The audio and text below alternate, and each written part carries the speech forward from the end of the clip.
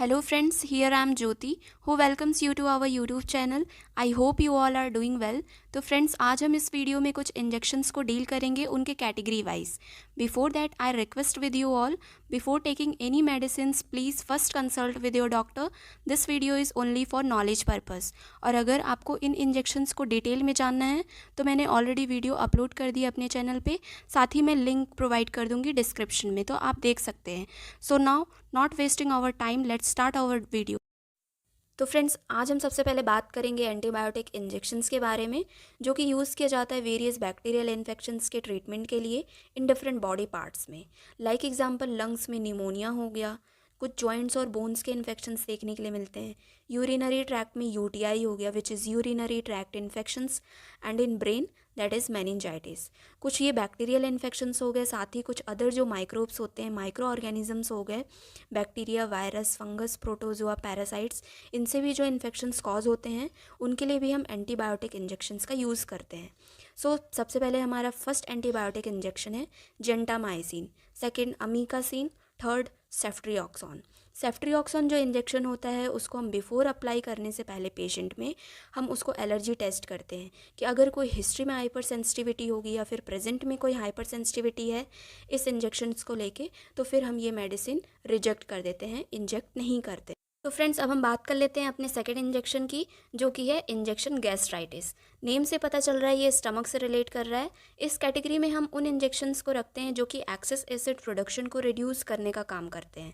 जैसे जो हमारा स्टमक एसिड है, अगर वो एक्सेस अमाउंट में प्रोड्यूस कर रहा है तो हम उसको रिड्यूस करने के लिए इन इंजेक्शंस का यूज़ करेंगे. साथ ही जो स्टमक रिलेटेड डिसीजेज़ हो गई, गैस्ट्राइटिस, गैस्ट्रोएंट्राइटिस, पेप्टिक अल्सर्स जैसे डिसीज़ के ट्रीटमेंट के लिए भी यूज़ किया जाता है.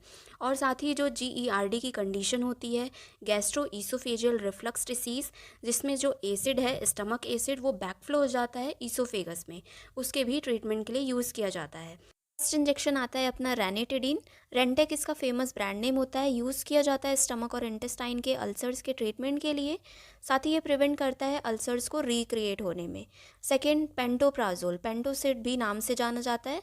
So this is all about the injections of gastritis. Let's move on to the third injection which is diclofenac sodium. ये एक एनाल्जेसिक होता है जिसको हम पेन किलर भी बोलते हैं. पेन रिलीफ करने के लिए ये यूज़ किया जाता है. डायनापार इसका मोस्ट कॉमन नेम होता है. शॉप में ईजिली ये डायनापार के नेम से मिल जाता है. इसको हम यूज़ करते हैं अगर हमें बोन्स में पेन हो रहा है, मसल्स में पेन हो रहा है या फिर जॉइंट्स में पेन हो रहा है. मोस्ट कॉमनली ये यूज़ किया जाता है किडनी स्टोन के पेन में. मोस्ट कॉमन पेन किलर होता है ये, जो कि हम हॉस्पिटल में एमरजेंसी टाइम पे यूज़ करते हैं. So this is all about the diclofenac sodium injection. तो friends now I will tell you about anti allergic injections, जो कि एलर्जी में यूज़ किए जाते हैं प्रिवेंट, कंट्रोल और ट्रीटमेंट के लिए. एलर्जिक रिएक्शंस अपनी बॉडी में देखने के लिए मिल सकते हैं. लाइक एग्जांपल रनिंग नोज़ हो सकता है, itching, rashes and also redness in our body parts. First medicine आता है अपना फेनिरामाइन मेलेट, जिसको हम एविल भी बोलते हैं. सेकेंड डेक्सामिथाजोन, जो कि एक स्ट्रेडल मेडिसिन है. लास्ट बीटामिथाजोन. ये टॉप 3 एंटी एलर्जिक इंजेक्शंस होते हैं जो कि हम कॉमनली हॉस्पिटल्स में एमरजेंसी टाइम पे यूज़ करते हैं. Let's move on to the next injection which is abdomen pain injection. Abdomen area में जो कई बार पेन होता है उसको रिड्यूस करने के लिए कुछ इंजेक्शंस का यूज़ किया जाता है. स्पेशली जो स्टमक पेन होता है, पेट दर्द होता है, डिसीज़ कंडीशन क्या है और डिसीज़ कौन सी है उसके अकॉर्डिंग यूज़ किया जाता है ये injections. Like example first dicyclomine injection, second drotaverine, third hyoscine injections. ये अब्डोमिनल पेन इंजेक्शंस होते हैं. ये डॉक्टर के प्रिस्क्रिप्शन से दिए जाते हैं एमरजेंसी टाइम में हॉस्पिटल्स में. तो चलिए फ्रेंड्स अब हम बात करते हैं अपने नेक्स्ट इंजेक्शन की, जो कि है एंटीहेमेटिक इंजेक्शंस. एंटीहेमेटिक इंजेक्शंस इफेक्टिव होता है अगेंस्ट नोजिया और वॉमिटिंग के. कई बार जो साइड इफ़ेक्ट्स होते हैं अदर ड्रग्स के, उनके ट्रीटमेंट के लिए भी यूज़ किया जाता है. सो सबसे पहले हमारा फर्स्ट इंजेक्शन आता है डोमपेरिडोन. सेकेंड ऑडेनसेट्रॉन, जिसको हम एमसेड भी बोलते हैं, ब्रांड नेम होता है. Third metoclopramide. ये 3 टॉप मेडिसिन होते हैं एंटीहेमेटिक्स के लिए. So this is all about the antiemetic injection. तो अब हम बात करेंगे लास्ट सेकेंड इंजेक्शन की, जो कि है ट्रेनेक्सेमिक एसिड इंजेक्शन. ट्रेनेक्सा इसका ब्रांड नेम होता है. एक्सेसिव और हैवी ब्लीडिंग को कंट्रोल और प्रिवेंट करने के लिए ड्यूरिंग द डेंटल प्रोसीजर हम इस इंजेक्शंस का यूज़ करते हैं. थ्रोम्बोसिस और जो थ्रोम्बो एम्बोलिज्म की कंडीशन होती है हम इसको उसमें यूज़ नहीं करते हैं.